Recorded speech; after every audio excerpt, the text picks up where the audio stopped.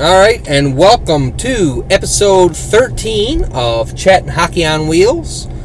I guess I'm getting the hang of this over the phone guest host, I guess. I'm welcoming Mr. Matt Little, coming at me from St. John's, Newfoundland. Thank you, sir. Thank you, Mr. Stern. Yeah, you got the joke from last time. I did. I was like, this is, it works well though, right? I mean, I can actually broaden how many different people I can have on the show just by using my phone. It's actually incredible. I haven't got to be in the same place as somebody. I can actually call somebody like Melissa last time, 4,000 kilometers away. Yeah, you got people that you would like to have as guests that you don't get to see often enough, and over the phone is a good compromise. Yeah, for sure. How you been, Matt? Very busy, working, watching lots of hockey. Yeah. More hockey this year than I've watched in recent years. Oh, this year I have watched a heck of a lot of playoff hockey. Yeah, I will agree with you on that. Yeah, it's something when I start watching Kraken games. It's like, ooh, looking forward to seeing Seattle play tonight. Not something I said last year. No, for sure. No, Melanie actually deemed herself a Seattle Kraken fan this year. I don't know where that come from or why, but she got the most I've ever seen her into hockey in the last series. It was actually pretty upsetting to see him put out last night, but she got really into it. That was a fun series. Yeah, oh god. And it went to 7 games. That's wild. Yeah, no, that was a very well-balanced series, for sure. Yeah. Yeah, that Seattle-Dallas series, it was really fun to watch. I mean, Joe Pavelski, I mean, the dude's a stellar player for his age. He's keeping up with them young guys. And is he still playing with the young guys, Robertson and the hits? I'm not sure. I find it hard myself to keep track of who's on what lines, honestly, because sometimes there's so many line shifts and it changes in power plays and stuff, right? Yeah, it changes mid-game, too. It's hard to keep up. I can't keep track of who's on one line or nothing like that. I just know he's playing top, I'm pretty sure top line in Dallas. Well, he's tied Ovechkin now for the most playoff goals amongst active players. Yeah, that's so dumb. That's a crazy stat. That's dumb. Like, he's so good, and he's just found a new. It's almost like a breath of fresh air for me, guys. If you ever played, like, we got traded out. Yeah. He's just he just turned on a switch, and all of a sudden he can just score 40 goals. Yeah, it's crazy. He's like 37? He's getting up there, yeah. And he's showing no signs of slowing down for retirement. No, 100%. I mean, yeah, I don't even know what to even say about him, honestly, except for the fact that, like, I'd love to have him on Calgary, but of course, now if he went to Calgary, the first thing you'd do was play shitty. Yeah, he might just drop to 15 goals and 11 assists and sign an 8-year deal. I don't know. just like Luke Keith, just like James Neal, like Huberdeau and Kadri's about to do. Yeah, I hope that's sad. I hope they do better next year. Oh, for sure. My God, me too. Peter DeGuar, coach of the Dallas Stars, is now 7-0 while coaching Game 7s in the NHL playoffs. Okay, I didn't know he was 7-0. That's pretty impressive numbers there. He doesn't mind stress. No. He can handle the stress, that's for sure. Yeah, 100%. And he always has a good team, and no matter what, he can get his guys to work and get that offense going. Yeah. And he had a really good Vegas team when he was there, and he's a good coach. He's a very good coach. No matter what people might say about him, he's a good coach. Yeah.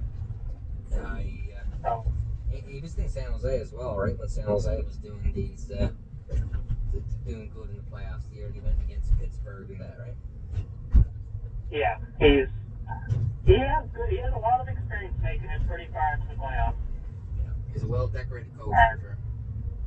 And he's got a good, young, very young Dallas team. Yeah. And he could be good there for a number of years. Oh, he's going to win a cup very soon, I think. I don't know, did he win a cup before? I'm not entirely sure. I know that he didn't win one with San Jose or Vegas, obviously, but... Yeah, I can't remember. I think he might have won once, but I could be wrong. He might not have won any. I'm not sure. But I don't know why he's always had a chance. He's always been up there on the team that go far. So obviously he's doing something right. Yeah. For sure. So, props to him, obviously. Well, you look at Vegas, and I'll switch over to the Vegas and Oilers series now with this little tiny, I guess I'll call it a bridge. Vegas has just been a good team since they come into the league. I mean, is it the coach or is it the team? Because, I mean, they're now, and they're in their, I believe, third Western Conference Finals since they came into the league in 2018. That's credit to the general manager. You think so? That is, I'll say in the politically correct terms, making sure his team is very flexible. Yeah, that's very true. Yeah, with all the injuries and from whatnot. year one. Yeah. But which is go ahead. You can't deny the fact though that right from expansion draft they pulled these guys out of nowhere. The Jonathan Marchessault, who I'm pretty sure got 2 hat-tricks in this series. I know he got one. I think he got one the other night for the other team. Yeah, he did, and he got one last night. I think. Yeah, Vegas put it Oilers to 6. I mean, I'm not shocked, but at the same time, how does this keep happening to Edmonton? I mean, Edmonton has the best player in the world. Even the coach says he's the best player in the world. So the biggest issue with Edmonton right now, and this comes from me being, well, Edmonton's my second favorite team. Okay. I love Edmonton. I love everything about them. They're fun to watch. They play good hockey. But man, they need. Stuart Skinner was not ready yet to be a starter in the playoffs. No. He had such great games during the regular season, even in the playoffs. But then he has other games. He's not there. He doesn't show up. He can't. And then Jack Campbell. Yeah. Their goalie situation in Edmonton is not for lack of trying, all right? They brought in Jack Campbell this year. They expected him to play as well as he did in Toronto. And I mean, if he did, perhaps they would be in a better situation. And perhaps they'd be in Western Conference Finals. Here we are. Jack Campbell really lost form, and like you said, Stuart Skinner wasn't ready. Yep, I think that was probably one of their biggest flaws, and it was exposed, and it was taken advantage of because they struggle with their goalies, and they've never really had some kind of amazing goalie. No. Like they went from Mike Smith to it's gotten better. Mike Smith has also been good for them, but he was also like 40. Yeah, I mean, he also like Stuart Skinner. He has good games and he had bad games. I know that as a Flames fan. Exactly, but you gotta look at it. Vegas also had goalie issues. Laurent Brossoit got hurt earlier in the series. Yeah. And I'm not sure if he came back or not. I can't remember. I don't believe he did. No, I believe Bill played most of the series. Yeah, he was hurt bad. It looked like he was hurt pretty bad. So I think he got a hit to the head or something in there too. But Edmonton also has to look at what the positives to come out of it. I think Drysdale is an absolute machine. yeah, And Drysdale was absolutely incredible. But I think if you look at how well he played in the beginning of the series versus how well he played at the end of the series, do you think Vegas picked up and deciphered the McDavid Drysdale quote? yeah, because Drysdale was scoring at will, like even throughout the LA series and even the first probably 3 to 4 games in the second round series. But they, I think they put more focus onto Draisaitl than they did McDavid. Yeah. Because McDavid was scoring goals, but he wasn't scoring twice the goals. Like Draisaitl was scoring almost double the goals McDavid was. Yeah, no, that's right. McDavid had the points that Drysdale had numbers and goals. But like, I mean, Yeah, I for the think first he had three, 8. for the first 3 games of the series, or first 4 games of the series, it seemed as if Drysdale and McDavid were doing their thing, and it seems like Vegas slowly caught on to how to stop them, right? So I mean, games 5 and 6, I mean, Vegas won games 5 and 6. Uh, Yeah, and it's just it's a defensive game that Edmonton can't play as well. I don't think their defense is it can stand up to the likes of Vegas over a 7 game series. I think that Vegas will wear you down, they will beat you up, yeah. and they will make you pay for every mistake. For sure. I mean, I don't believe Darnell Nurse is as good of a defenseman as anybody makes him out to be. I don't personally like him, and I wouldn't want him on my team don't like him as a player, I should say. I think the best thing they did this year was trade Tyson Berry from Matthias Ekholm or Matthias Ekholm, how do you pronounce that? Yeah. I've seen some people throw some shade towards that goal. I wholeheartedly believe, especially from the LA series, he was one of the best players we had. Yeah, All the time. He was good. insane. That was a win. For both teams, I think that was a win. Yeah, I think it worked out. It worked out. Now, I mean, Edmonton can try to pick up a better goalie and a better couple pairs of the new defenseman and try it again next year. I mean, one of these years they're bound to break out in the next, 2 to 3, 4 seasons. I mean, something's got to happen in Edmonton. They've got too much scoring power for this kind of thing season after season. Yeah, they just gotta find what it is. I think Toronto's in the same boat, but that's another conversation. But Edmonton is going to have happened what Colorado had happened. Mm-hmm. Colorado had that hump, and as soon as they broke through last year, they won. Yeah, no, that's right. They went all the way and won. Edmonton, once they finally do it, they finally get over the hump, then I think they can do it. Yeah, no, I believe that Edmonton is a team that could do it at any point for sure. And I mean, you spoke on the Leafs, and I'm going to lead into them next. Edmonton has most of the key pieces. They just need to tweak it a bit. But if I bleed into Toronto, Toronto finally got over their hump. 7 seasons losing in the first round. And you finally get to the second round, and they got there, and Toronto basically looked like they didn't know what they were doing. Yeah, they were a class in almost every way. Florida took Boston 7 games. That should have been a red flag. They took Boston out, and Toronto.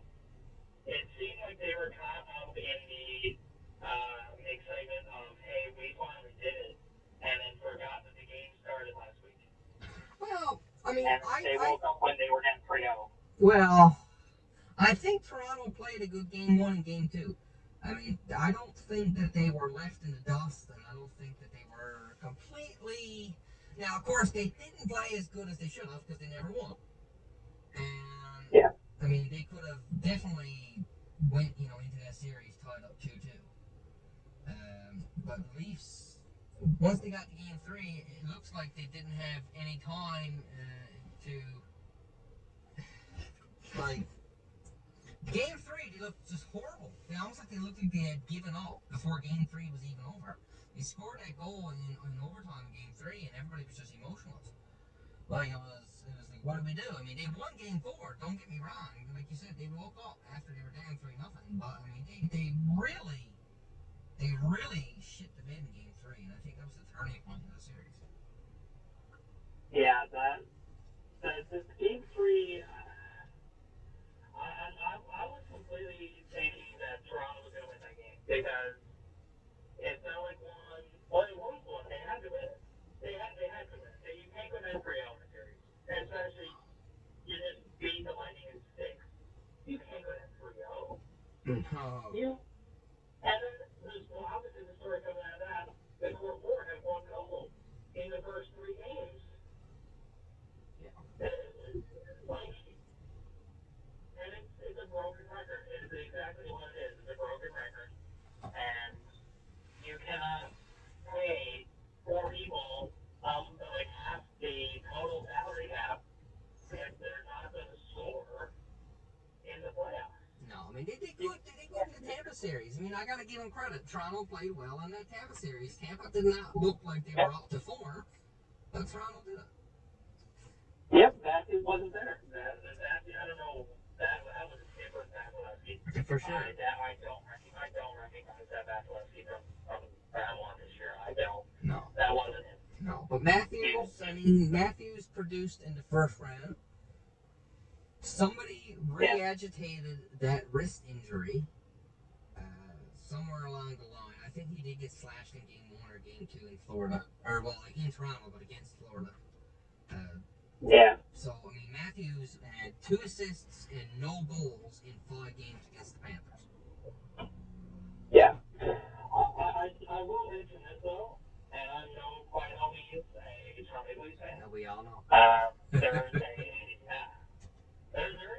silver lining here. And his name is Joseph Woll. Yeah.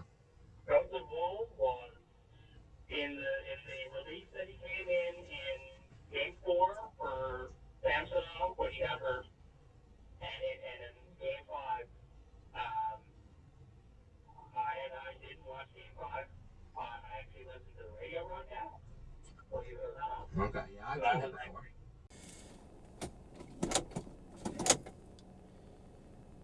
So Joseph Woll, actually, he's got a stat there, whether you know it or not, Matt.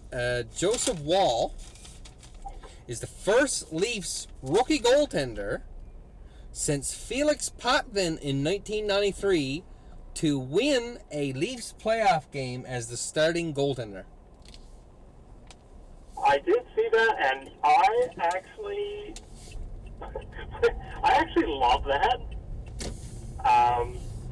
But also the fact that it's been 30 years since Felix Potvin won his rookie game in the playoffs. It's a lot of years of drought there, bud.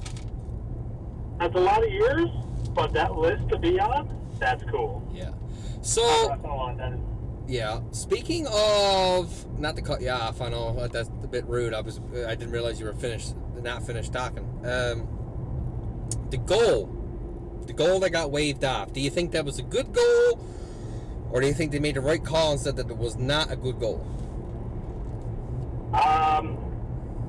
I'm gonna be honest. I've tried to find the full clip, and I haven't been able to find it of before the goal actually went in to see if there was a whistle or not. Yeah. Because I know that was the reasoning that the officials put on it was. Play was deemed dead before. Play was deemed dead before they could see the puck, which makes zero sense, honestly. Even as a anti-Toronto fan, that makes no sense to me. Yeah, that's pushing it a little bit. Because I feel like that could go a couple of ways. They could also think that they blew the whistle, but then they actually didn't, and then they couldn't go back on what they said because they would look stupid. Yeah. And then they just decided they were going to make a bad call. Everybody says the officials are against Canadian teams. Now, I mean, I don't see it as like everybody's like, oh, Bettman is against the Canadian teams. He does not want a Canadian team to win. As a pure businessman, if that was true, it don't make no sense to me because the most money, honestly, is made in Canadian teams. I mean, they gotta pull in some of the best revenue in the league. Yeah, I've seen people saying that they're against the Leafs and that the Leafs have they have the refs have not treated them fairly, like. Because I know they were talking about the cross-check incident with Sam Bennett. Yes, I was going to bring that up as well. I mean, you continue on with what you're saying, but I mean, Sam Bennett cross-checked Bunting, like, and then there was an incident with him with a stick to the back of the neck. I mean, he got a $5,000 fine, but when Bunting went on a play in the first series, Bunting got a 3-game suspension. Yeah. So that's true. There was an incident actually in the first round this year with Ross Colton, and I can't remember who it was. Ross Colton was cross-checked in the face, and the Toronto player received a $5,000 fine. So the officiating is all over the place. Yeah. It gets blown into proportion because when these incidents happen, because it's the Leafs, it gets reported on way more.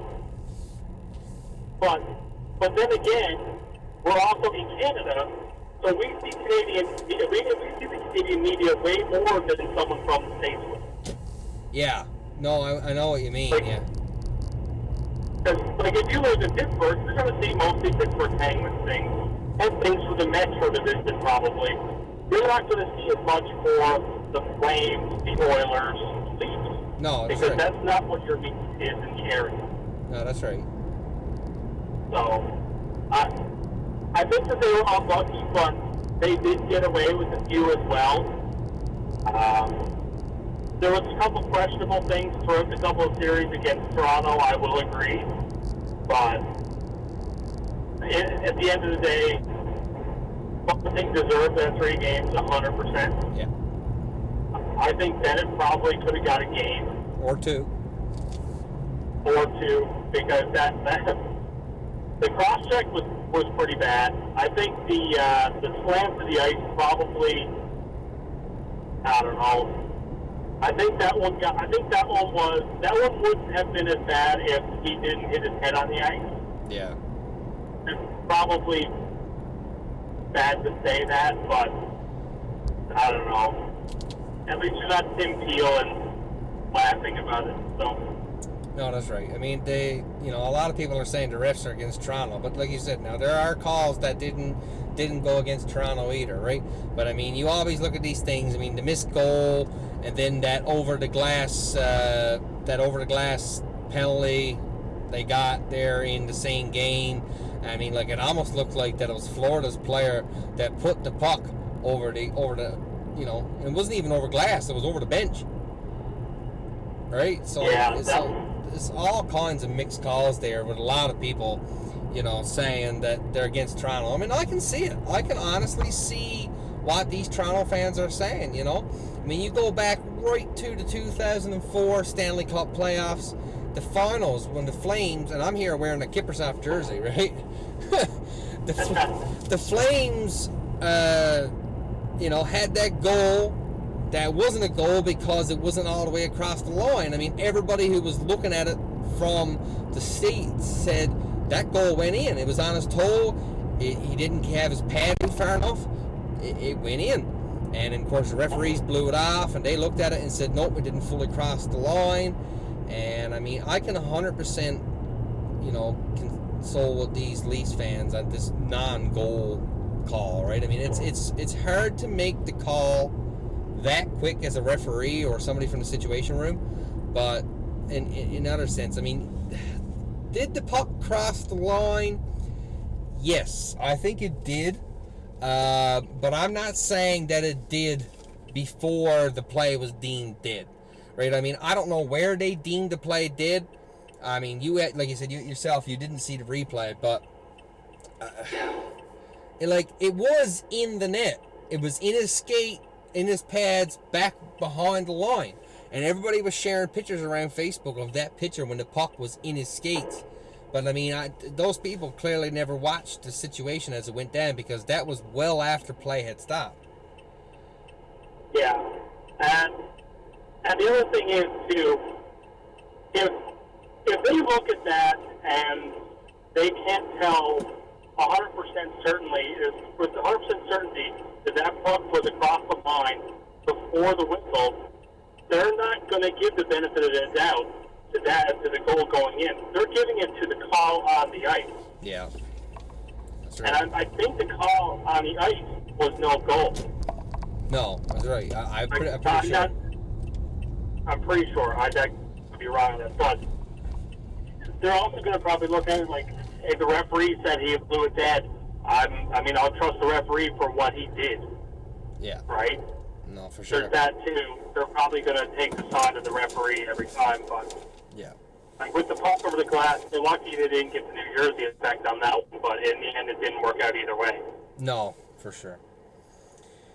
So, the only other series we haven't spoke on is the Carolina eliminating the Devils in 5. I can't say that I didn't see it coming, because even though the Devils played a really good game, Carolina is just way too strong for the Devils to deal with. And I mean, I don't even think Florida's going to have a good time with Carolina. Is it bad to say I don't think that series had one even game?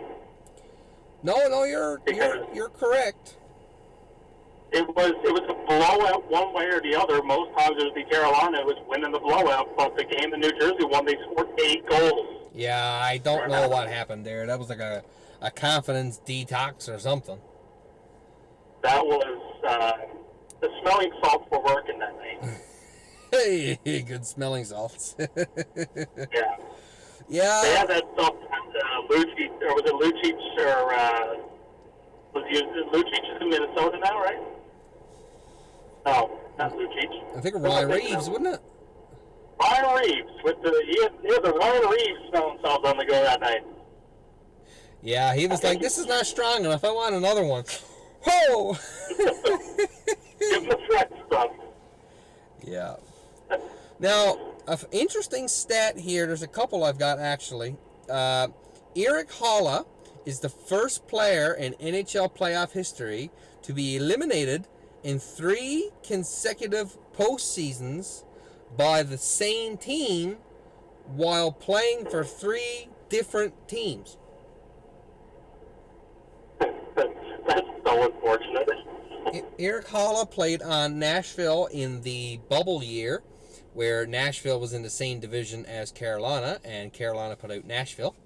And then Erik Haula played with Boston last year, where Carolina put out Boston.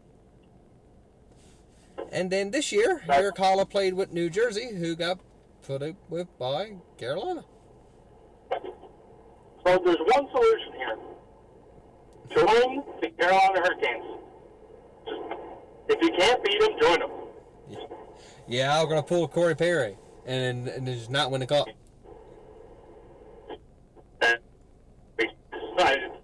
Oh, you're cutting in and out now.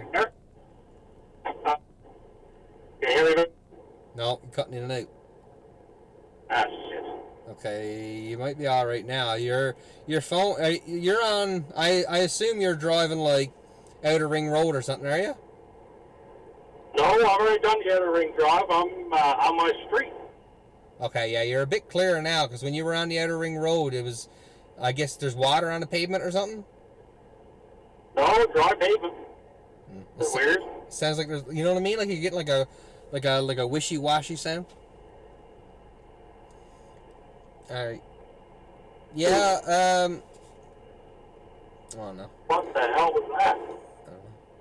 Another stat that was there in the Devils Carolina series is that the Devils actually scored a goal, at least one goal, in all 94 games they played this year. They did not get shut out all regular season and all playoffs. That is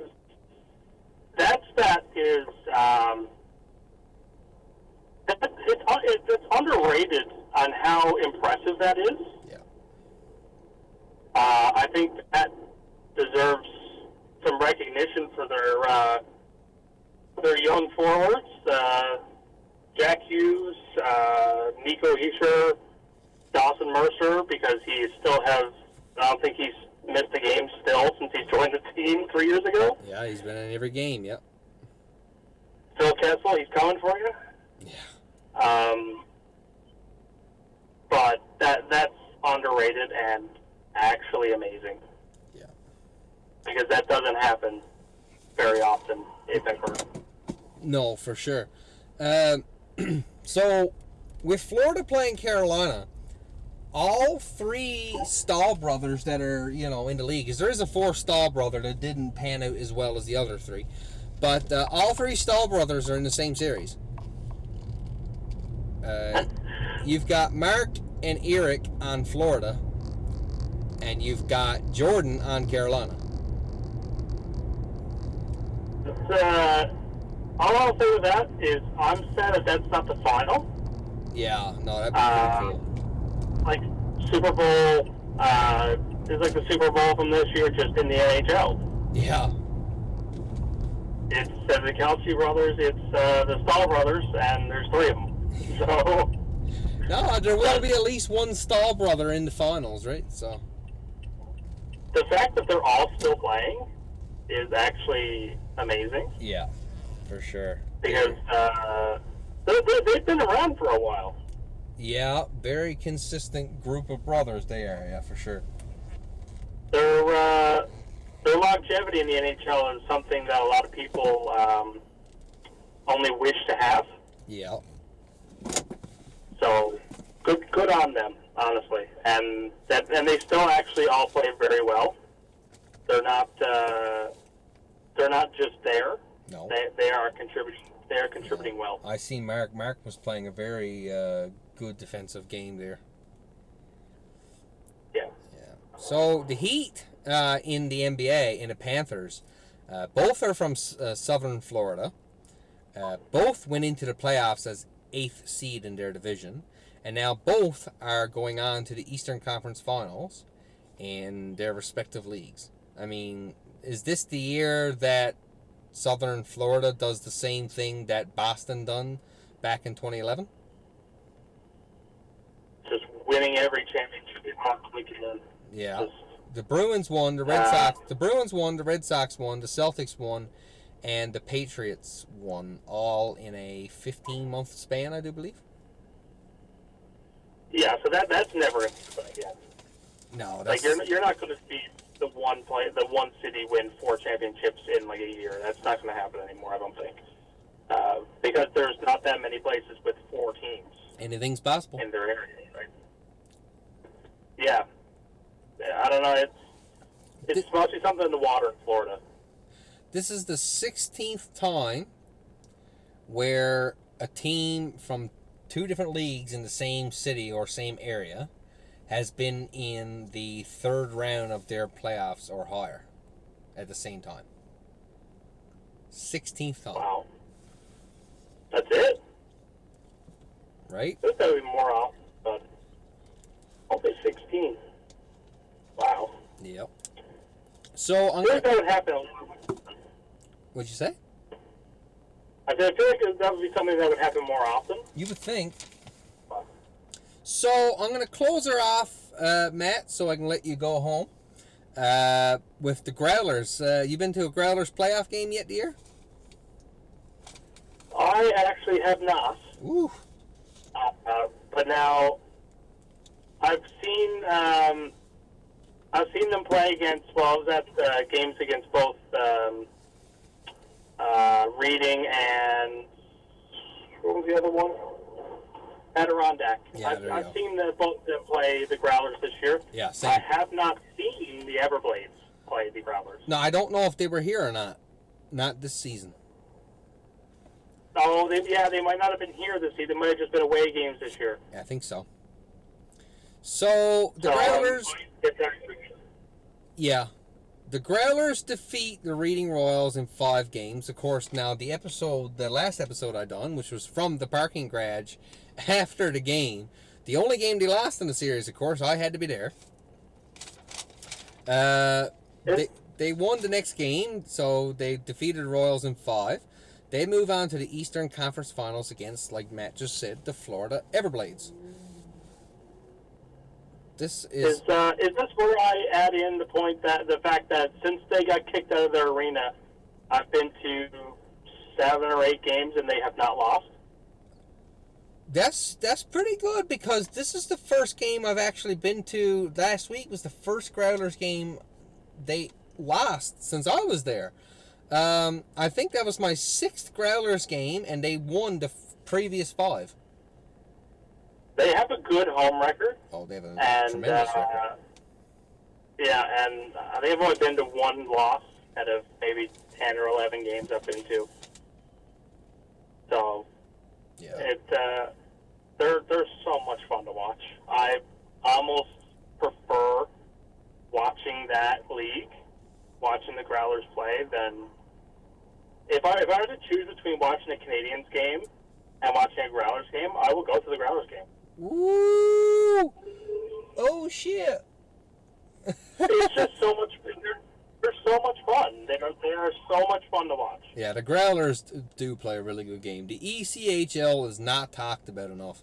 I mean, you don't ever hear TSN or Sportsnet talking about the ECHL. And I know, I mean, you can't talk about every league. I understand that.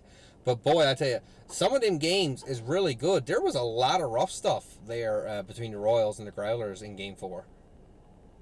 Oh, when that puck drops, they hate each other. Yeah, they do. Oh man, when that puck is going, it feels like they want to decapitate each other with sticks. Well, yeah, Alex Pietrangelo. Well, no, he just goes for the hand. So, game 1, 2, and 3 are all played down in Florida. The Growlers have actually maintained home ice advantage 3 series out of 3 this year. Game 4 is Thursday, May 25th. Game 5, if needed, is Sunday, May 28th. Game 6 is Tuesday, May 30th. That's if needed. And Game 7, if needed as well, is Wednesday, May 31st. Yeah, they have an interesting schedule for home ice advantage. The last 4 games, It's very different. interesting how it works. Yeah. But I kind of like it. Part of me likes it. Well, it gives you a consistency, right? I mean, it gives you a consistency. I mean, yeah, like I said, it sucks for a sweep because you're only seeing 1 game. But, I mean, if you get a 7-game series, you get to watch the most interesting part of the series all in front of you instead of waiting for them to come back for Game 7 or not even knowing if they're going to play Game 7. Exactly, yeah. So, And that, I'm not sure how they've been filling up their games. You might be able to speak to that better than me, but if it's anything like the few games at the end of the regular season, that place was packed.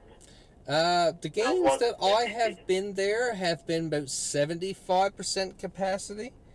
I still blame the city of St. John's for that place never being sold out all the time because it's the lack of parking and location what makes that place the way it is.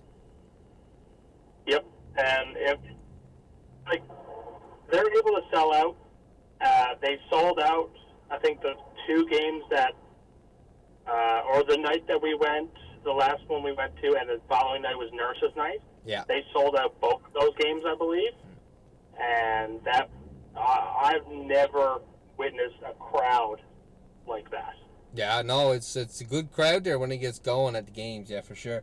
I do intend on trying to get into either games 5 or 6 for this series.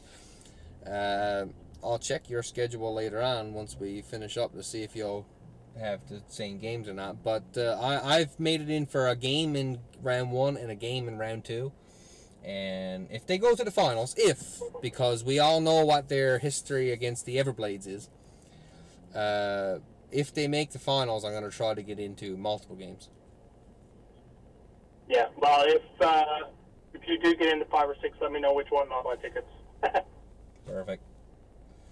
All right, Matt, I'm gonna let you go, man. We got a good episode 13 is crossed off, checked off my list. Perfect. Thanks for coming on. Really, really last minute. Yeah, of course. I'm glad to be on here. That's 2 for 2 now because I was on the Flaming Wings at one point Yeah, that's right. from home as well with my limited edition Flaming Wings T-shirt. That I still have. Yeah, you have one of 3. Yep. I love that shirt. I guess I'm gonna have to get a CHOW T-shirt made up. There you go. I'm not gonna be able to wear these hockey jerseys in the middle of July if I ever end up doing a after the trade deadline after the trade deadline episode. It's gonna be awfully hot. You need to do one from your fire pit. Yeah, there you go. Last time I done one for the fire pit, I think I fried the webcam I had. Well, thanks for having me. I appreciate it. No problem, bud. Thanks for coming on. Yes, thank you again for having me. It was a good time. All right, now we say ciao. I try to get everybody to say ciao. Ciao. Ciao.